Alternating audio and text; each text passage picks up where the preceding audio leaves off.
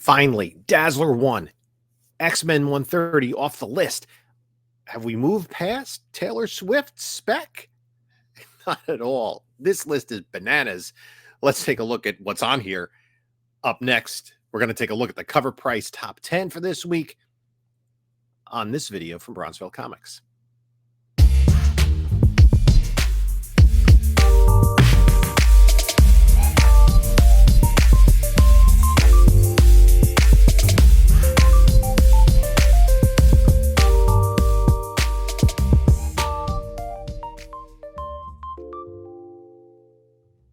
Hey there, panelologists. This is Jim from Bronzeville Comics coming to you with another video. Before we get started, please like, comment, subscribe, do all that great stuff. We appreciate it on the channel. Follow us on other socials on Instagram, Bronzeville_comics, whatnot. Bronzeville_comics. I'm not having another sale until January 8th, taking a couple weeks off for the holidays. And there's a link in the description. If you haven't signed on to whatnot, you can use it. Get $10 off your first purchase. Doesn't have to be with me. There's also a link to my eBay store as well as my email. So let's jump into this. The cover price top 10 list, some old favorites, and some bizarre new titles. Let's just jump in and see what we got going on. Let's just jump in it and go to number 10. This is Wolverine number 55. This is the Greg Land variant cover, and this issue is the death of Sabretooth. This cover is a homage to Crime Suspense Stories 22, a pre-code horror book. And this is on the list because we had a leaked set photo from Deadpool 3 of Tyler Mane's Sabretooth from the original slate of X-Men films getting beheaded. And I knew as soon as I got wind of that leak that this book was going to be on the list. It is not the A cover, it's the B cover. It is not a ratio variant. The regular book is like $3. This one is selling probably $20 to $30 in almost any grade. And 9.8s are pushing close to $200. Even 9.4s have their value. You can see people scooping up all sorts of copies of this. And it is all about Deadpool 3 spec. If we go to this book in Go Collect, let's look at the historical data. We're looking at a 9.8. And this was a book, under $100. And it kind of, went, let's see, in 2021, it went up to past $200 and it's pretty much stayed there. I think the fact that it is that homage has increased in popularity. What's really interesting, if we look at the data here, the two sales in October were $150 and $250. There's a $250 sale in October, $250 sale in November, $250 sale in October, and most recent sale was $175. But it does go to show, especially on eBay, the difference between fixed price and auction. Right now, as the market is falling, you're going to get more out of fixed price than an auction. You're going to get a better deal at an auction. So that is an interesting book. And assuming that set photo is actually going to be used in the film and we see it, it could strengthen this film. But I think this book has pretty much held its value. There are only 588 universal copies and about half of them in a 9.8. So I'm assuming there are a few more out there. I've come across this cover a couple times, never anything close to a 9.8. Let's go to number 9 on the list. And this is really interesting. A brand new book, Beneath the Trees Where Nobody Sees, number 2. Number 1 made the hot list. This is a brand new book from IDW Publishing, written and drawn by Patrick Harvath. Near mint copies, $5. But it seems to be kind of the 2023 version of Something is Killing the Children, or maybe more appropriately, Stray Dogs. So, the number 1 was a massive hit. It seems as though the folks heard about number 1, probably picked up number 2. It'd be interesting to see if more people pre-ordered number 2 than number 1. Rumors swirling that the series could receive an adaptation of some sort. So this is a hot book right now. So we're going to talk about this a little bit more in depth as we dive deeper into the list. We're going to go to number 8. And this book was number 1 last week. It's Justice League number 1 from 1987. The Bwahaha Justice League by Giffen DeMatteis and McGuire.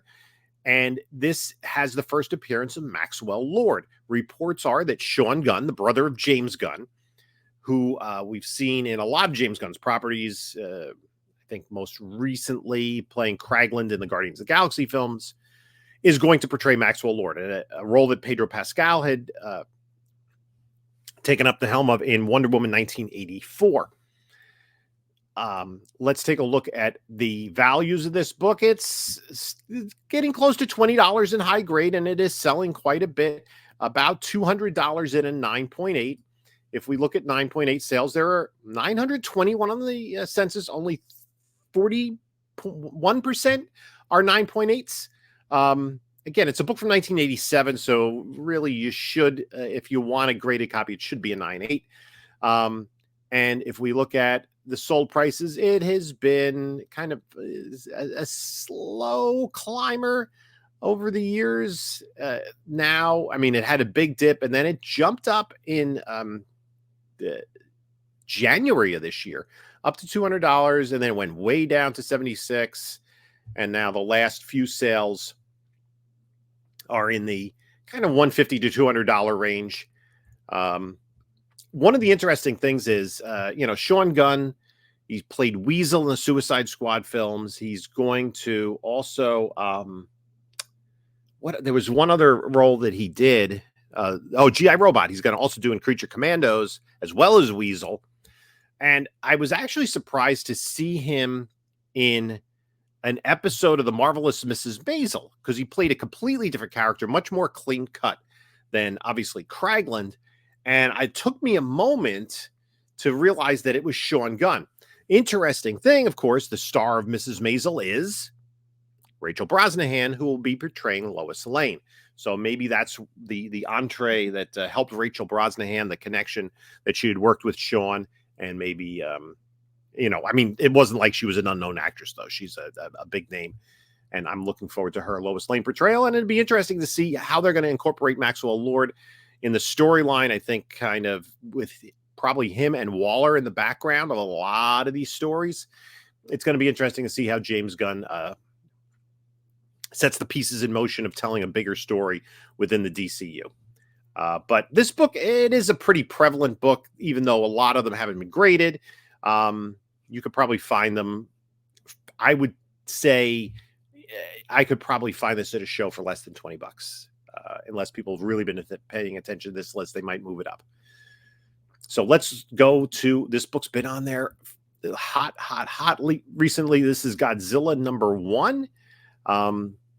And we can see this is from 1977. It's the first real full appearance of Godzilla in a comic book story.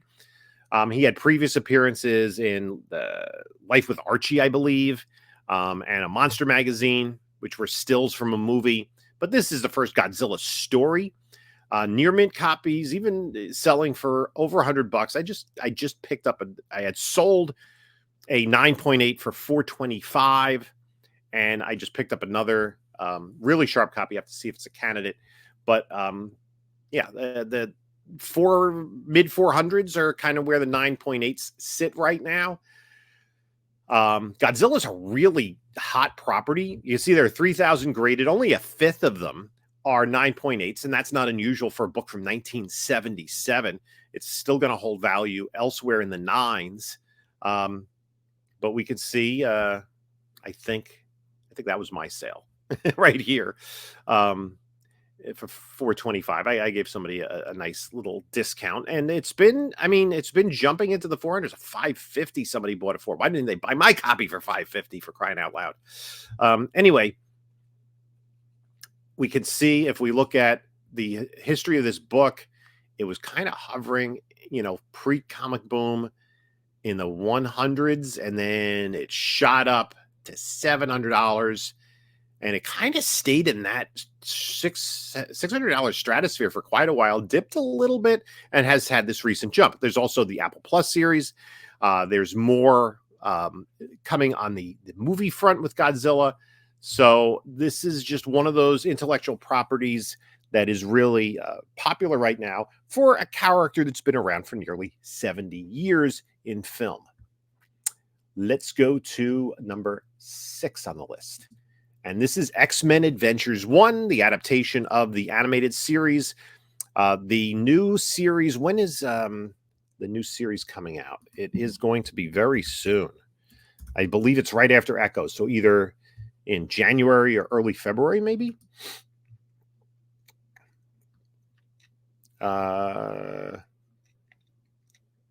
It doesn't say, just 2024. I don't know if we have a date just yet, but it's coming very soon. I haven't really seen a trailer for it yet. Kind of waiting for that. The high grade copies are pushing, I mean, maybe to $20. You can pretty much still get this for reasonably cheap. 9.8s in the 150 plus range, 150 to 200 range. Let's take a look at the graded. There are 1,300 copies, only 20% of them. Because remember, this was not dissimilar to Batman Adventures 12. This was a book around the same time that was aimed at kids based on an animated series. So not a lot of like real serious collectors put this book away and kept it in really good shape. I've been fortunate enough to come across 2 copies that have garnered the 9.8 grade from CGC. And we can see it jumped up during the boom.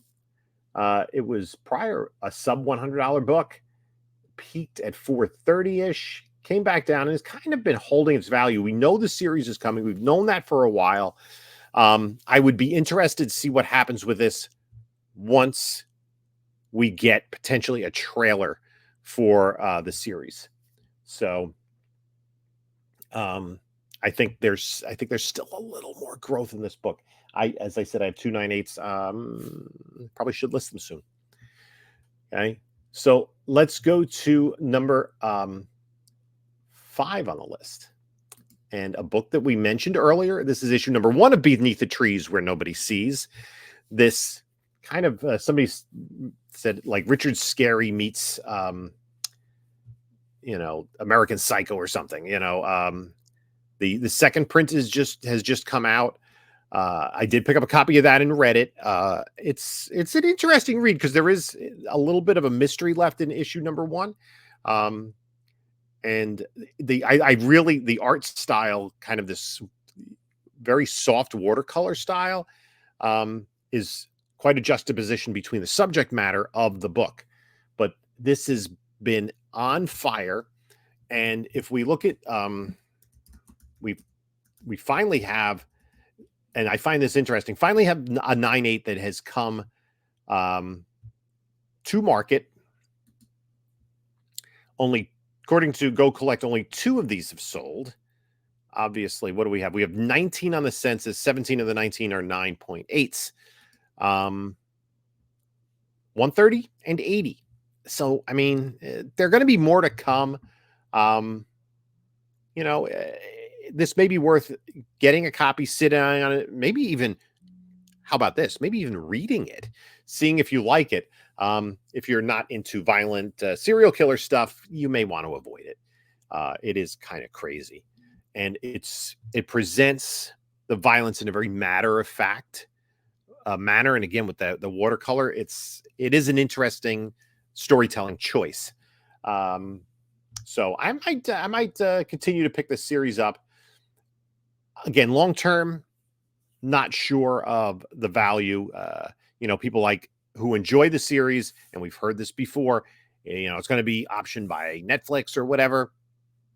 I would not jump on a 9.8 of this, because odds are, if you find a copy at an LCS and you get it for a lot cheaper, it's going to be a good shot that it's a 9.8 contender. But I don't know how many of these were ordered. I'll have to talk to my friend and see his shop, how many he ordered of number 1 and how many people pre-ordered number 2. So did I pick up number 2? I might have. Maybe I'll see if it's still available tomorrow. So anyway, that's where we're going with that. And if we look at, again, book came out of left field, anthropomorphic animals, quiet town, and serial killers. And it's just become one of those things. And I think the idea that we have this comic book community, this YouTube community, and people are watching sales, that kind of is the 2023 comic book version of word of mouth. It becomes a hot book, so more and more people pick it up. Let's go to an old friend at number 4 on the list. Spawn number 1, first appearance, full appearance of Spawn, etc., etc., etc., etc. You can get your raw copy in the $20 some odd range. 9.8's about 150. I do see a little bit of softness. Again, there are 11,000 9.8s out there, so there are plenty of 9.8s. And if we look at kind of how the book has performed over time, I mentioned this last week. We still see this kind of, slope. I mean, this is a downward trend. And there's a little bump here. That was probably when there was some maybe movie announcement, but I'm not holding my breath on that one. With, I have a copy. I think I have a copy back there. Yeah, there it is. A 9.8. If we do have a more substantial movie announcement, then I may move it because I probably have raw copies elsewhere as well. So that is Spawn number 1. Now we're going to go to the kind of head-scratching part of the list. Let's look at number 3. Number 3 is this book, which I've never heard of, Street Fighter Masters Kimberly. It's the Market Appreciation Edition by Udon Comics. I'm going to go to raw copies at $45, $23, so about $30-$40. I know nothing about this. I know about this much about Street Fighter. So let's go to see what this article says. Udon Comics has come up with quite the unconventional idea to bring more stores on board that previously neglected to carry their inventory. They began sending out a secret variant to said stores, which was this book. Once discovered, it was an immediate aftermarket hit. There was an instant scarcity as copies slowly trickled online and fans attempting to secure a copy as soon as they went live. There was still a giant Street Fighter fan base, and this stylized variant from Ickpot hit all the right notes. We tracked 39 copies sold, 7-day trend of 125%, and a high sale $55 for a raw copy. I don't know what to say about this. I have no information about this. I don't know what's going on, but let's go to number 2 on the list because it gets weirder.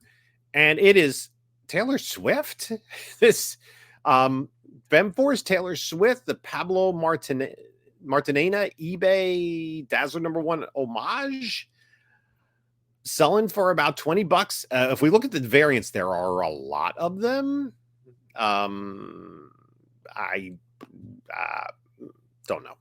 December 13th. So it came out, last week? I know nothing about this. $20 sales. Let's look. At least I know better who Taylor Swift is. Tidal Wave Comics sure knows how to capitalize on the hype to coincide with her 34th birthday and the event that is her Eras Tour. Tidal Wave Comics released this bio comic with a series of variant covers, one of which was this book exclusive to eBay and depicting Swift as Dazzler in the original costume, an homage to Dazzler number 1. It sold out almost immediately, with copies reselling on the same platform for even more money. The hype behind Taylor Swift as Dazzler has died down somewhat, I guess because those books got pushed off the top 10 list. But these books have repeatedly appealed to the fan base. And I'm just going to jump right into number 1 on the list because it doesn't get any less weird, and it is Taylor Swift, number 1. The new Dazzler, limited to 100. They selling for $30. I don't know what's going on. They have the wrong image here. As mentioned, Tidal Wave Comics brought their A game to this exclusives, whereas our previous entry depicted Taylor Swift in the original Dazzler costume. This book features Swift in the new Dazzler getup, which is not this image, but this image, right? I thought for a second she was Captain Marvel. Oopsies. This book, that it was more limited with only 100 copies produced. This made it an aftermarket darling, as many fans who secured a copy of this eBay exclusive immediately put it back on the market for a higher value. They went fast, which is another sign of how much fans want to see Swift in the MCU. I have to imagine that there's going to be some continued. Is that Travis Kelce in the bottom right here? I guess so. I guess there are people who are going to want this book. I am not one of them. So my daughter might be. I don't even know. So Female Force Taylor Swift #1. Let's take a look at eBay. Let's see what's available. Oops. Female Force. I mean, there's so few of them.